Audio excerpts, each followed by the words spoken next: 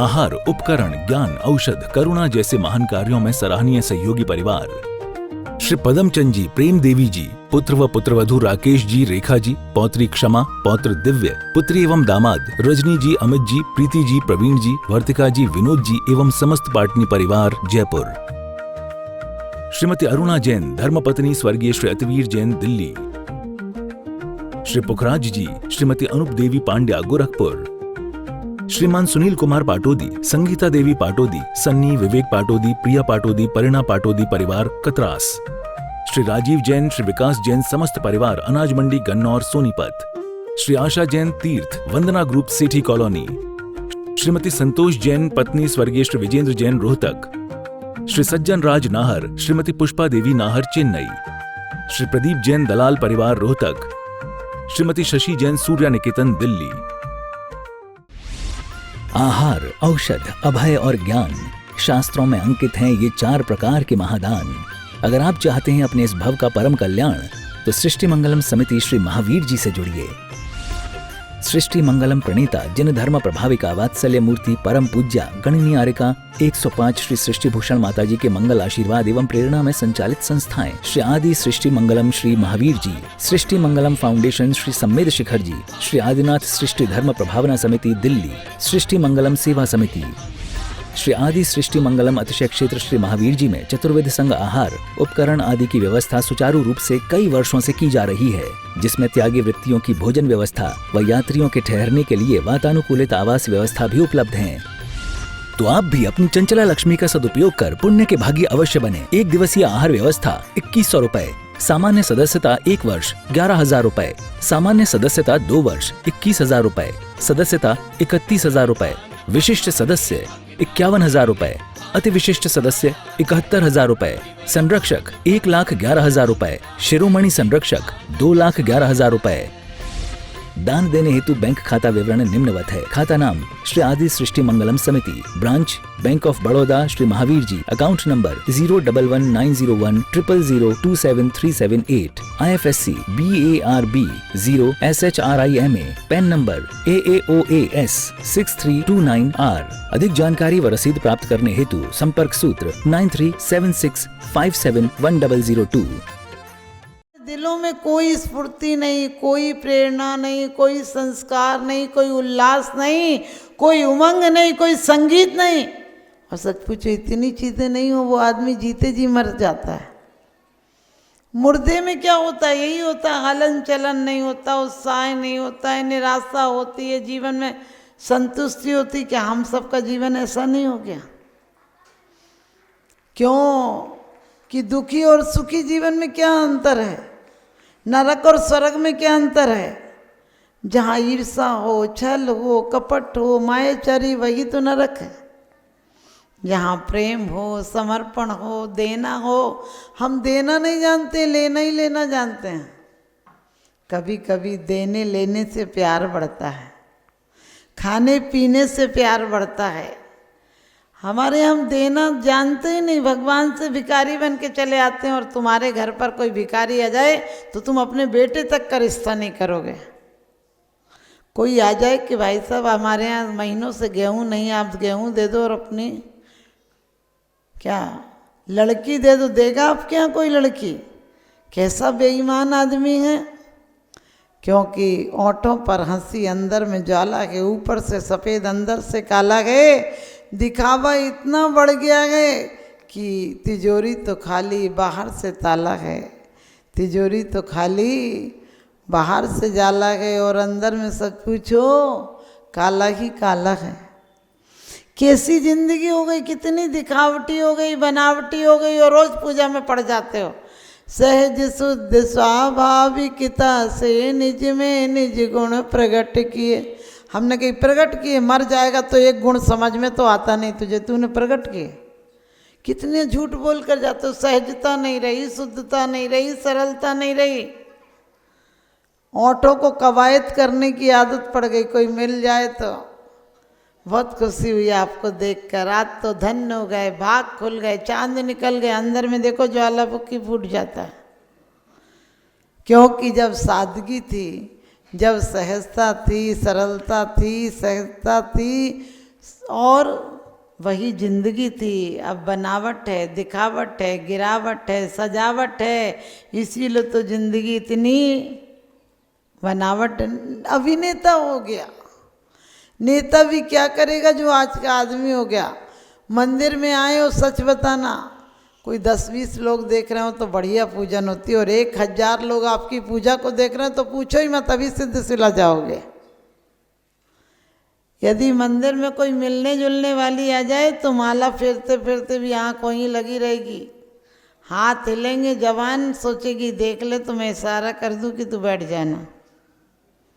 और कोई ऐसी वैसी आ जाए जिससे चढ़ा खड़ी हो तो फिर तो ऐसे बैठ जाओगी कि अभी सिद्ध लोग जा रहे हो, ऐसे कस के आँख बंद कर लोगे कि पूछो ही मत। होता है कि नहीं, सच बताना। चले अंदर कतरनी तो करे क्या हाथ की माला, और हमारी वासनाओं ने हमें बदनाम कर डाला। हम भगवान को दोष देते हैं, हम मंदिर आते ही कम हैं। लोग कहते हैं हमारा पुण्य है, हमने जैन कुल में जन्म लिया। हमने कहा जैन कुल में जन्म लिया, जैन धर्म में जन्म लिया। हमने कहा धर्म में कोई जन्म ले सकता है क्या? कितनी गलतफहमी है कि हमने जैन धर्म में जन्म लिया। अरे जैन धर्म में हमने जन्म नहीं लिया, जैन धर्म हमारे अंदर जन्म ले ले तो जीवन रूपांतरित हो जाए। धर्मात्मा मंदिर नहीं जाता है, धर्मात्मा जहाँ जाता है वहाँ मंदिर हो जाता है। धर्मात्मा की विशेषता है। हम भगवान से ये नहीं कहते तुम मेरे दुख मिटा देना, बल्कि ये कहते हैं कि दुखों से कहते तू मेरा क्या बिगाड़ लेगा, मेरे साथ वीतराग भगवान है। हम लोग छोटे मोटे काम बताते हैं, दुकान चला देना, पैर ठीक कर देना, बहू का नेचर ठीक कर देना, इतना तो कोई भी कर सकता है। ये डॉक्टर 10-20 हज़ार रुपया लेकर हमारी बीमारी ठीक कर देगा। इतने बड़े आदमी से ये क्या काम कराना, सोच कर देखो।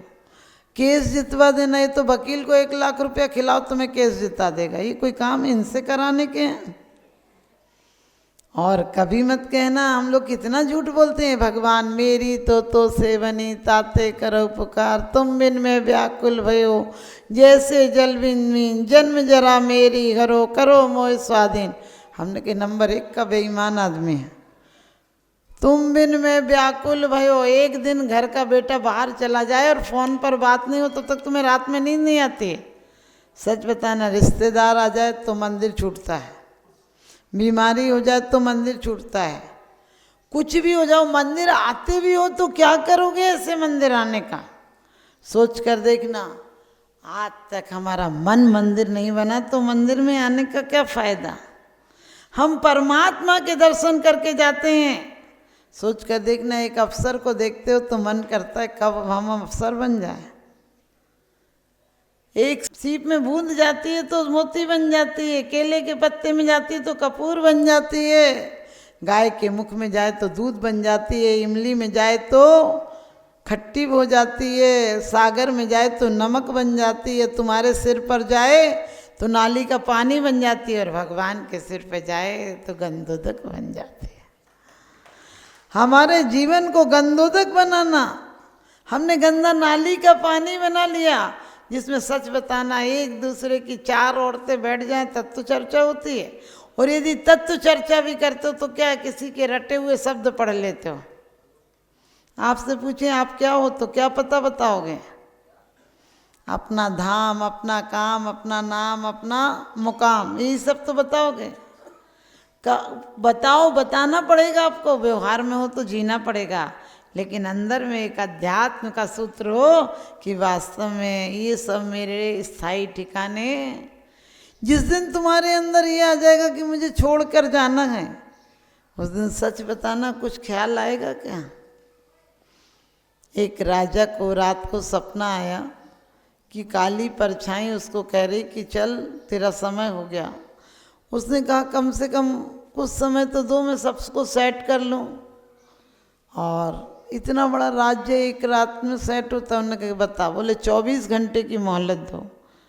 आधी रात कोई मंत्रियों को बुलाया, कहने लगे हमें एक सपना आया, ऐसा खराब सपना आया, ध्यान रखना, हम भगवान का निर्वाण कल्याणक मना लेते हैं, अपनी मौत की बात करे कोई तो कहने ऐसी बेकार की बातें मत करो।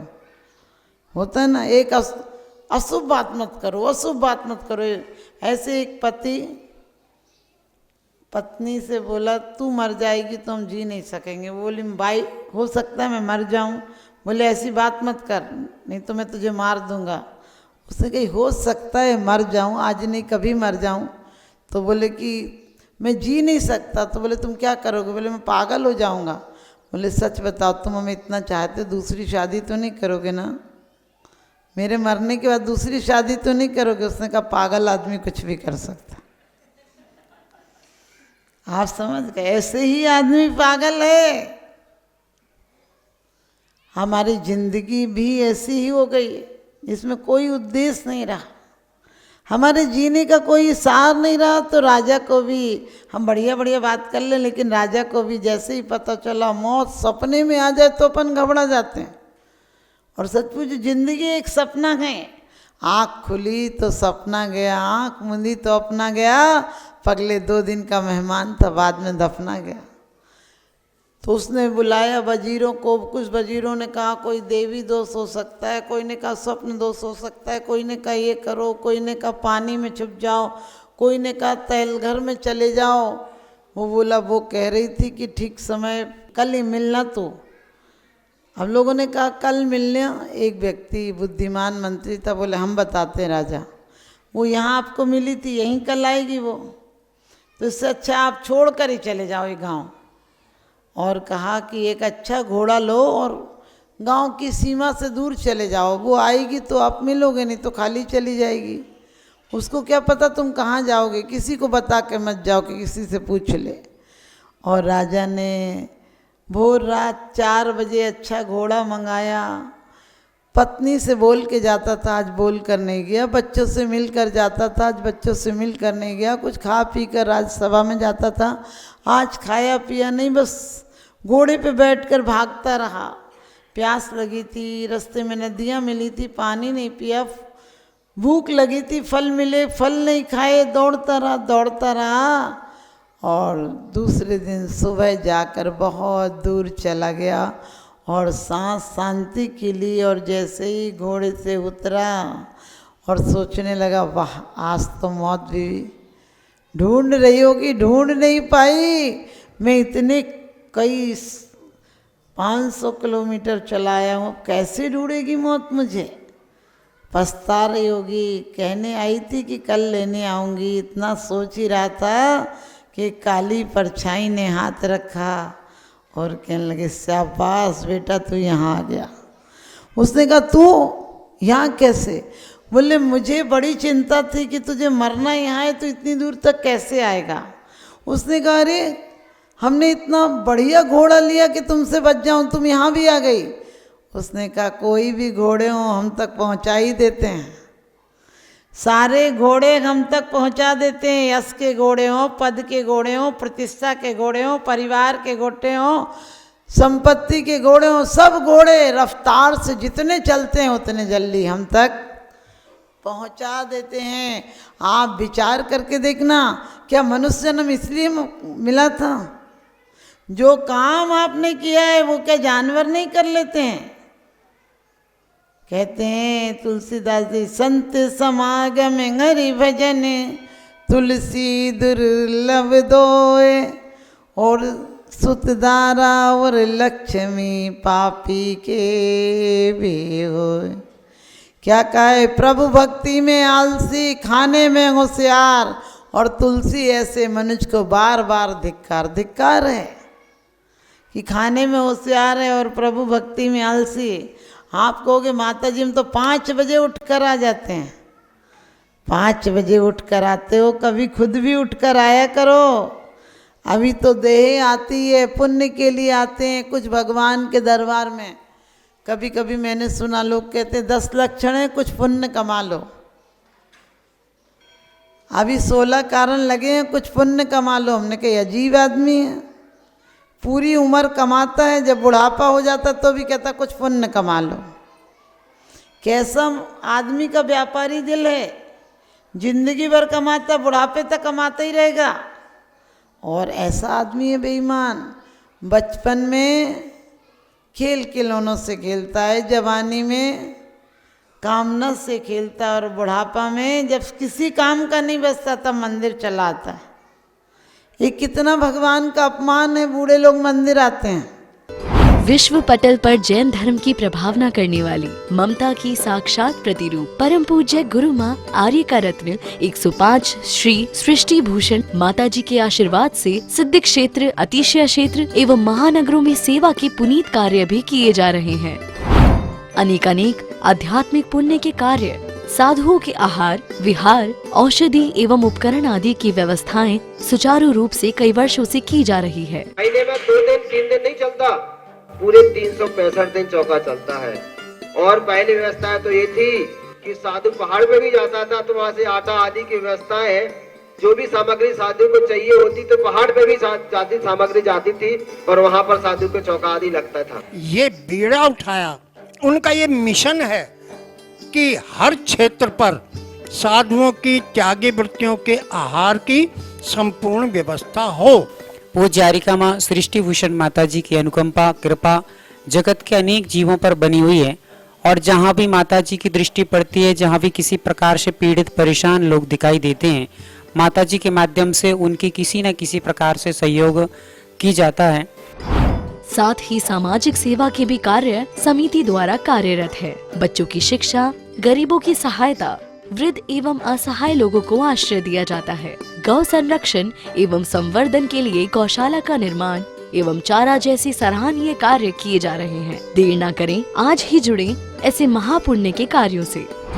1 लाख से अधिक राशि देकर संरक्षण आदि पद प्राप्त कर सकते हैं। साथ ही छोटी राशि दान करके भी पुण्यार्जन कर सकते हैं। आप अपनी दान राशि दिए गए निम्नलिखित बैंक खाता विवरण में जमा करा सकते हैं। अधिक जानकारी हेतु संपर्क सूत्र। आहार, उपकरण, ज्ञान, औषध, करुणा जैसे महान कार्यों में सराहनीय सहयोगी परिवार श्री पदमचंद जी, प्रेम देवी जी, पुत्र व पुत्रवधू राकेश जी, रेखा जी, पौत्री क्षमा, पौत्र दिव्य, पुत्री एवं दामाद रजनी जी, अमित जी, प्रीति जी, प्रवीण जी, वर्तिका जी, विनोद जी एवं समस्त पाटनी परिवार जयपुर। श्रीमती अरुणा जैन, धर्मपत्नी स्वर्गीय श्री अतिवीर जैन, दिल्ली। श्री पुखराज जी, श्रीमती अनूप देवी पांड्या, गोरखपुर। श्रीमान सुनील कुमार पाटोदी, संगीता देवी पाटोदी, सन्नी, विवेक पाटोदी, प्रिया पाटोदी, परिणा पाटोदी परिवार कतरास। श्री राजीव जैन, श्री विकास जैन, समस्त परिवार अनाज मंडी गन्नौर सोनीपत।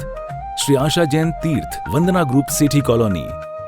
श्रीमती संतोष जैन, पत्नी स्वर्गीय श्री विजेंद्र जैन, रोहतक। श्री सज्जन राज नाहर, श्रीमती पुष्पा देवी नाहर, चेन्नई। श्री प्रदीप जैन, दलाल परिवार, रोहतक। श्रीमती शशि जैन, सूर्या निकेतन, दिल्ली।